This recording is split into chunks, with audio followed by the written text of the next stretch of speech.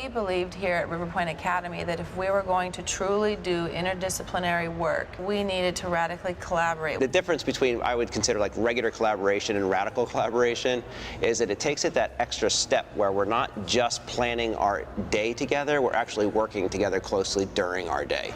We did exactly what we would want. To support radical collaboration, it's really important that you create a structure that supports it. That has been really hard doing this in a public school. Having the space and time to collaborate with each other, beginning of the day, at the end of the day, it's really critical to being able to do the work well. And good for him.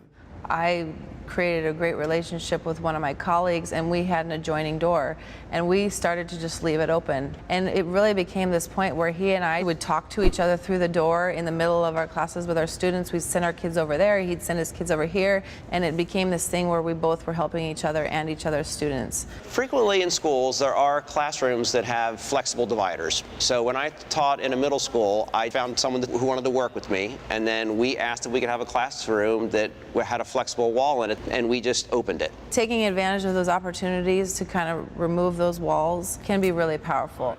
Yeah. We talk about group work all the time with kids, right? Kids need to work in groups. Kids need to do all these things together, and yet we isolate ourselves. The power of the two of us together is better for our students. Our kids see two competent adults actually look at each other and not know and process together out loud. Right? We need to be doing what we're asking kids to do. It's made me a better teacher watching John and his interaction with students. It's really stretched me as just a human being and a professional because I look inward a lot more. That's what we do here, right? I would recommend radical collaboration. I think it's good for the soul. I think it is good for the teaching soul to have somebody else watch you teach and to watch you interact with other human beings.